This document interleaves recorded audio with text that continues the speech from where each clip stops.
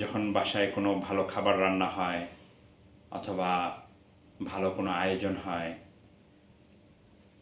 মানুষের এটা স্বভাব কোনো প্রিয়জনের কথা মনে পড়ে।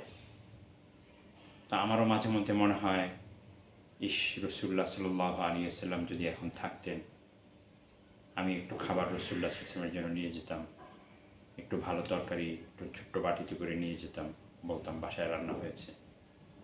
কখনো মাঝে মধ্যে মনে হয় যদি কিছু টাকা থাকতো, রসুল্লাহ সাল্লাল্লাহু আলাইহি ওয়াসাল্লাম যদি বেঁচে থাকতেন, কোনো ভালো কাপড় অথবা পছন্দের কোনো সামগ্রী নিয়ে হাজির হতাম। কিন্তু আফসোস, আমরা এমন একটা সময় আমাদের পৃথিবীতে আসা, যে সময়টাতে এগুলো শুধুই ভাবনা, সম্ভব না।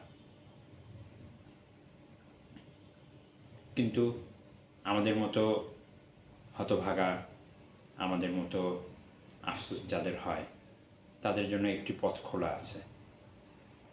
আল মুআজামুল আওসাত লিত-তাবরানী ৪র্থ খণ্ডের ১৮৩ নম্বর পৃষ্ঠায় একটি হাদিস বর্ণিত হয়েছে। আরও বেশ কিছু হাদিসের কিতাবেও হাদিসটি আছে।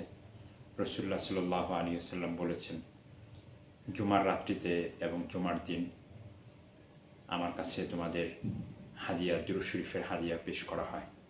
তোমরা আমার প্রতি খুব বেশি পরিমাণে দুরূদ শরীফ পড়ার চেষ্টা করতে পারো। তা আমাদের আসলে সুযোগ আছে শুধু এই একটি পন্থা, রাসূলুল্লাহ সাল্লাল্লাহু আলাইহি ওয়াসাল্লামের জন্য কিছু করার। এই জন্য আজকে বৃহস্পতিবার রাত, অর্থাৎ শুক্রবারের রাত, আগামীকাল সূর্যাস্ত পর্যন্ত আমরা চেষ্টা করতে পারি রাসূলুল্লাহ সাল্লাল্লাহু আলাইহি ওয়াসাল্লামের জন্য সামান্য হাদিয়া পেশ করতে, পৌঁছাতে। আল্লাহ তাআলা আমাদেরকে তৌফিক দান করুন।